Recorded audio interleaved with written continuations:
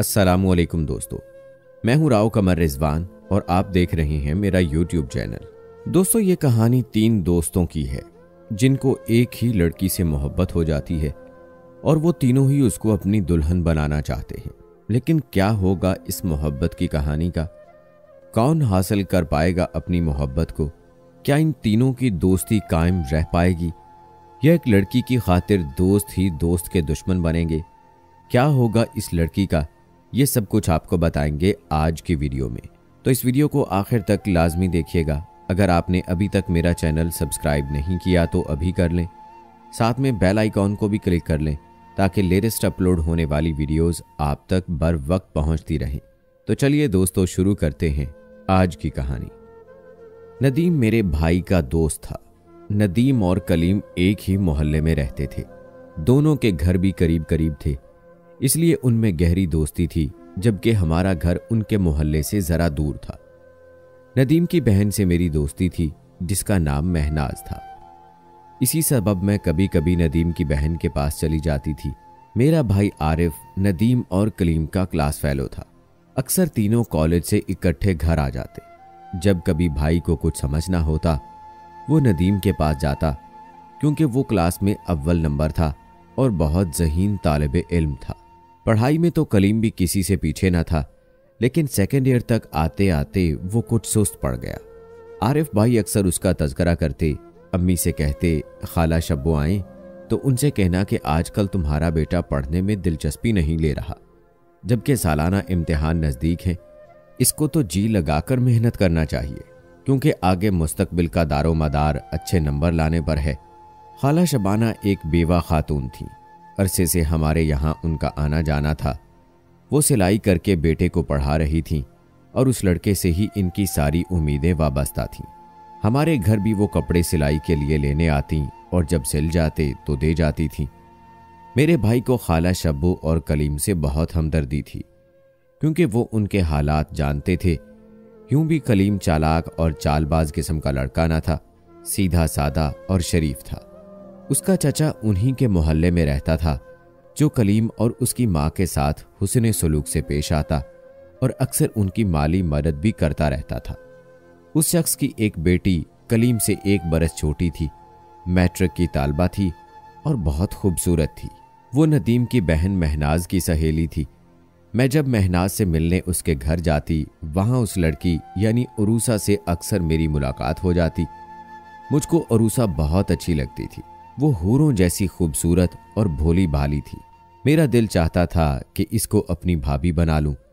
हमारी उम्र की अक्सर लड़कियां सिर्फ अपने बारे में ही ख्वाब नहीं देखती, अपने भाइयों के बारे में भी सोचती हैं।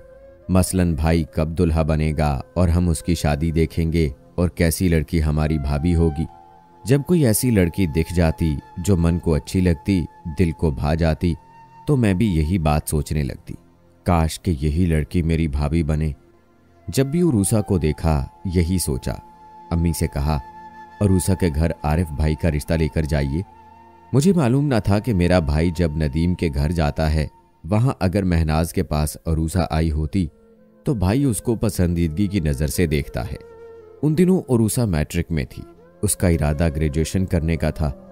वो कलीम की चचाजाद थी, इस वजह से भाई ने दोस्तों से ये बात छुपाई हुई थी कि वो उरूसा को दिल से चाहता है। ये बातें तीनों दोस्तों के दिलों में थीं, मगर किसी ने कोई बात किसी पर जाहिर ना की थी। मैंने महनाज से कहा और ना अरूसा से, और आरिफ भाई ने नदीम से और कलीम से कभी कुछ ना कहा था। एफएससी के पर्चे होने वाले थे।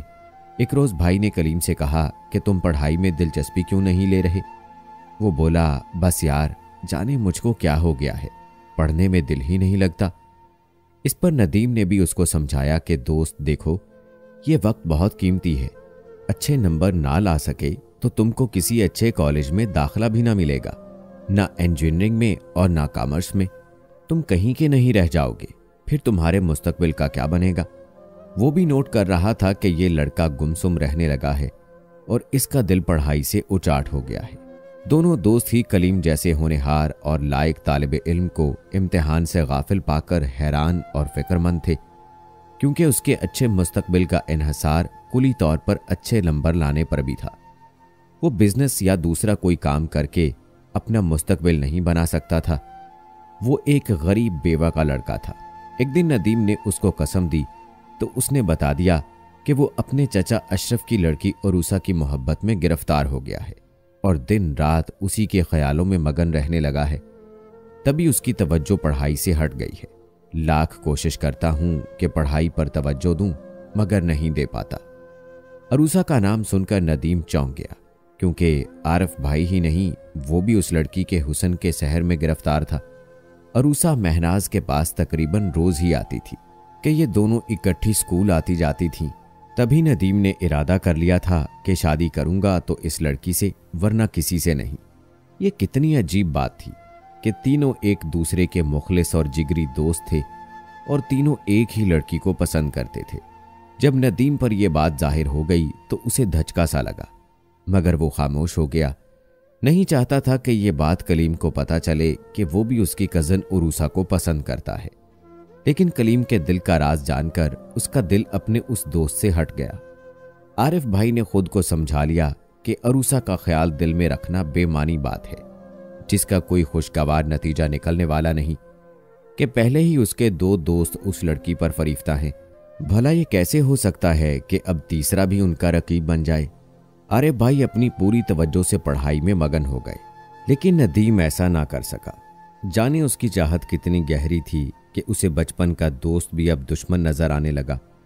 तभी जब कलीम उसके सामने उरूसा का जिक्र करता तो नदीम का जी चाहता कि उसका गला घोंट दे या उसका मुंह इस तरह बंद कर दे कि उसकी सांस ही हमेशा के लिए बंद हो जाए। पुरानी दोस्ती के सबब आरिफ भाई भी खामोश रहने पर मजबूर थे। वो दोनों दोस्तों की सुन लिया करता, लेकिन एक की बात दूसरे को ना कहता, ताकि तीनों में दोस्ती का प्यारा रिश्ता कायम रहे और एक लड़की की वजह से टूट ना जाए। नदीम ने बावजूद शदीद रकाबत के कलीम से बाज़ाहिर रवैया ना बदला। अब भी साथ कॉलेज आते जाते रोज की तरह नदीम की बैठक में मिल बैठते, इम्तिहान की तैयारी करते। सुबह कॉलेज के वक्त कलीम पहले की तरह रोज नदीम को बुलाने उसके घर पहुंच जाता। नदीम का जी तो ना चाहता कि उसकी पुकार का जवाब दे, बल्कि वो जानबूझकर बाहर निकलने में देर लगाता और कलीम उसके इंतजार में खड़ा रहता। उसको कुछ खबर न थी कि नदीम के दिल में उसके लिए नफरत का पौधा आहिस्ता आहिस्ता तनावर हो रहा है। वो तो उसके दिली जज्बात से वाकिफ ही नहीं था। जब भी मौका मिलता वो बहाने बहाने से अरूसा का जिक्र छेड़ देता, चूंकि उसके जिक्र से कलीम के दिल को राहत मिलती थी, मगर नदीम का दिल तो अंदर से खून होता रहता। उसका बस न चलता कि ऐसे में उसके मुंह को अपने हाथों से भींच दे। उसको पुरानी दोस्ती का भी पास था। रकाबत के जो जज्बात उसके बदन में जहर घोल रहे थे, कलीम उससे कतन गाफिल था। कलीम के सामने वाला घर काफी दिनों से खाली पड़ा था। कुछ दिनों बाद वहां किराएदार आ गए। ये 3 मर्द थे, उनके साथ औरतें यानी फैमिली कोई न थी। तीनों अफराद ही सख्त चेहरे और कड़ियल डील डोल वाले थे।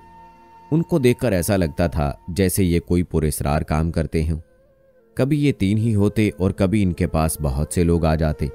उनमें सिर्फ एक आदमी ही ऐसा था जो मोहल्ले वालों से कभी कभी कलाम कर लिया करता था, लेकिन यह शख्स यहाँ किसी को अच्छा ना लगता था। ज्यादातर वो नौजवान लड़कों से कलाम करता, लेकिन अजीब तरह के सवालात करता। उसने नदीम से भी 1-2 बार बात की तो इसी तरह के ही सवालात किए। मसलन ये कि किस घर में कितने लड़के रहते हैं और कितनी लड़कियां रहती हैं। ऐसे सवालात सुनकर नदीम का मूड ऑफ हो गया। उसका जीना चाहा कि यह शख्स मजीद इससे बात करे, मगर कलीम भोला था। वो उस शख्स से बातचीत करने लगा। कलीम हर बात नदीम से कहता और नदीम आरिफ भाई को बता देता। एक दिन नदीम ने कलीम को बावर कराया कि यह शख्स वैसे ही मोहल्लेदारों के बारे में पूछता है। इसमें अजीब क्या बात है? अच्छा आदमी है, लेकिन मैं अपनी उम्र से बड़े आदमी से क्यों कर दोस्ती कर लूं? कलीम ने कहा, दोस्ती ना करो, मगर जब ये बात करे मोहल्लेदार होने की हैसियत से, इसके साथ हमको इखलाक से तो बात कर ही लेनी चाहिए, क्योंकि इनके पास बड़े लोग आते हैं, कीमती गाड़ियां हैं। इन लोगों का असर रसूख, जान पहचान बहुत है। तुमको आगे नौकरी की ज़रूरत पड़ सकती है और ये तुम्हें नौकरी दिलवा सकता है, अच्छी मुलाजमत दिलवाने में मदद कर सकता है। अपनी गर्ज के लिए दोस्ती कर लेने में क्या हर्ज है? कलीम उसकी बातों में आ गया, क्योंकि उसके माली हालात ठीक ना थे। वो तो बड़ी मुश्किल से तालीम जारी रखे हुए था। गर्चे उसके जहन पर उरूसा की चाहत का भूत सवार था, लेकिन वो एफएससी तो हर हाल में मुकम्मल करना चाहता था। कहता था जो ही मेरी मुलाजमत हो गई चचा मुझको अपनी बेटी का रिश्ता देंगे। न जाने क्यों इस बात का उसको पुख्ता यकीन था। नदीम ने आरिफ भाई को उस शख्स का नाम हयात बताया। ये 40 बरस से भी साल 2 ऊपर का होगा, लेकिन वो कलीम का बहुत जल्द दोस्त बन गया। यूं कहना चाहिए कि नातजर्बाकार और सादा जहन कलीम उस आदमी के घेरे में आ गया। अब कलीम तकरीबन रोज ही घंटा आध घंटा उससे बातें करता। खुदा जाने वो उस मासूम लड़के को कैसे कैसे ख्वाब दिखाता था कि फिर वो कलीम को घुमाने फिराने अपने साथ ले जाने लगा। वो नदीम को कहता, अगर माँ मेरा पूछने आए तो उनको बताना कि कलीम अपने स्कूल के उस्ताद से पढ़ने गया हुआ है। नदीम ने ही अगरचे उसको इस रास्ते पर लगाया था, लेकिन उसको खुद पता नहीं था कि इसके दोस्त के साथ क्या होने वाला है। ताहम उसने रकाबत में चाहा तो यही था कि वो इस गलत शख्स के चुंगल में फंस जाए और उरूसा का ख्याल छोड़ दे। एक रोज कलीम ने नदीम से कहा कि हयात कहता है तुम मेरे साथ चलो, मैं तुमको बहुत खुश रखूंगा और दौलतमंद बनने के तरीके भी सिखा दूंगा। नदीम ने जवाब दिया, यार तुम जरूर उसके साथ चले जाओ, ये मोटी आसामी है, जरूर तुम्हारी जिंदगी बना देगा। तुम बेफिक्र होकर जाओ, मैं तुम्हारी अम्मी को समझा लूंगा, फिर तुम्हारे हालात जब सुधर जाएंगे तो वापस आ जाना। एक दिन एक अजनबी नदीम के पास आया और कहा कि तुम अपने दोस्त कलीम को बचा लो, वो बहुत मासूम इंसान है। हयात खान ठीक आदमी नहीं है। वो और उसके साथी कलीम को यहां से गायब करने का मंसूबा बना चुके हैं। बेहतर है तुम उसको होशियार कर दो और वो यहां से कुछ दिनों के लिए कहीं और किसी रिश्तेदार के पास चला जाए। मैं इन लोगों का पुराना मुलाजिम हूं और ये लड़का एक गरीब बेवा का सहारा है। मुझको इस लड़के पर तरस आ गया है, इसलिए होशियार करने आया हूं। मैं इनके दूसरे डेरे पर होता हूं, कभी कभी यहां आता हूं, मगर मुझे इनके इरादों का इल्म हो चुका है। ये लोग इसको कहां ले जाना चाहते हैं? नदीम ने सवाल किया। ये मैं नहीं बता सकता, बस खबरदार करने आया हूं कि अभी वक्त है, अपने दोस्त को इन लोगों से दूर कर दो। एक लम्हे के लिए तो नदीम का दिल धड़कना भूल गया। जो ही उसको उरूसा का ख्याल आया कि वो कलीम की चचाजाद है और चचा भी वो जो उस पर मेहरबान है, यकीनन वो अपनी बेटी की शादी कलीम से कर देगा, जैसा कि कलीम कहा करता है। उसका दिल दोस्त के खिलाफ हो गया। अच्छा है ये लोग इसको किसी जगह ले जाएं, ऐसी जगह के फिर ये वापस ही ना आ सके। रास्ते का ये कांटा तो निकल जाएगा, फिर मैं वालदैन से कहकर अरूसा का रिश्ता हासिल कर सकूंगा। पुराने पड़ोसी हैं और हम खुशहाल लोग हैं, फिर तो ये इनकार नहीं करेंगे। एक तरफा मोहब्बत भी आदमी को कई तरह के ख्वाब दिखाती है। खुद फरेबी खूबसूरत ख्याली जन्नत में ले जाती है। पागल उम्र की पागल कर देने वाली सोचें थीं। ये पता नहीं होता कि तकदीर भी होती है और आदमी को कौन सा काम करना चाहिए कौन सा नहीं। उस वक्त तो बस ख्याली बातें ही हकीकत लगती हैं। नदीम अरूसा को तसव्वुर ही तसव्वुर में अपनाने की तरकीबें करता रहता था। अपने इस जज्बे के मुकाबिल किसी और को बर्दाश्त करने का सोच भी न सकता था। नदीम ने भी कलीम को अजनबी की गुफ्तगू के बारे कुछ न बताया, जो खुद को हयात खान और उसके साथियों का मुलाजिम कहता था। वो खामोश ही रहा कि देखें क्या होता है। जिस रोज कलीम जा रहा था उसने नदीम को बताया कि मैं हयात के साथ जा रहा हूं, जल्द आ जाऊंगा। इसके सिवा उसने कुछ न बताया। तब भी नदीम खामोश ही रहा। उसने जाते हुए कहा था कि दोस्त मेरी वालदा को कुछ मत बताना, वरना वो रोने पीटने लगेगी। उससे कहना कि मुलाजमत के इंटरव्यू की खातिर लाहौर गया है, 1-2 रोज में लौट कर आ जाएगा। इस बात पर भी नदीम चुप ही रहा। ये तक न कहा कि ऐसे बहाने को माँ कैसे मान लेगी और कितने दिनों तक खामोश रह सकेगी। उसने ये आखिरी अल्फाज भी कहे थे, दोस्त तुम मेरी माँ का ख्याल रखना। तब भी नदीम का दिल न पसीजा।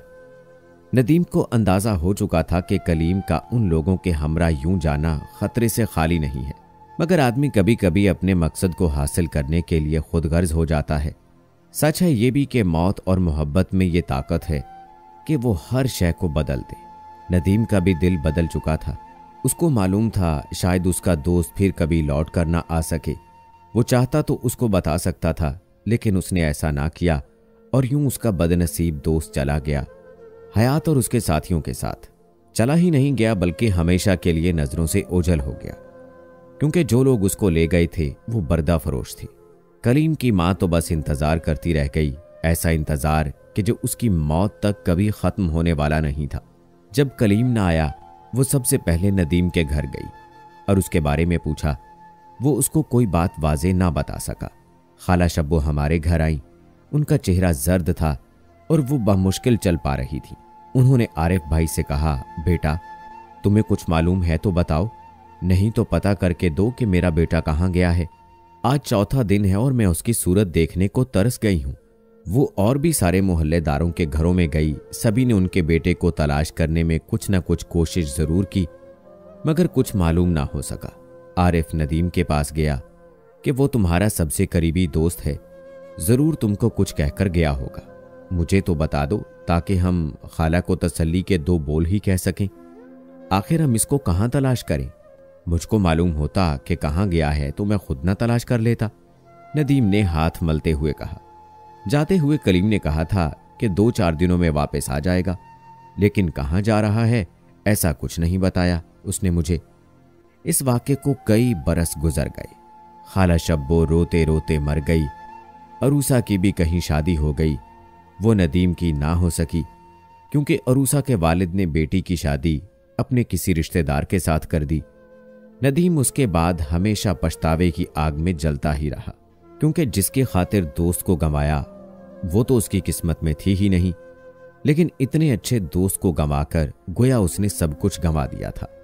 जब नदीम ने ज़मीर के बोझ से बेकरार होकर ये सब किस्सा आरिफ भाई को बताया तो वो खुद भी रोया और भाई भी रोए, क्योंकि इतना तो नदीम को मालूम हो चुका था कि वो पूरे इसरार लोग दरअसल बर्दा फरोश थे और यकीनन कलीम को फरोख्त करने को ले गए थे, गालबन खरकारों को या कि किसी और मकाम पर किसी और मकसद के लिए जहां इंसान की खरीदो फरोख्त होती होगी।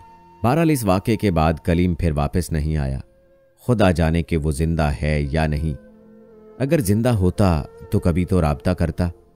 दोस्तों, मोहब्बत तो सभी को होती है, लेकिन अगर ऐसा मकाम आ जाए कि जिसको आप पसंद करते हैं उसी को आपका दोस्त भी पसंद करता है, तो आपकी दोस्ती का इम्तिहान होता है।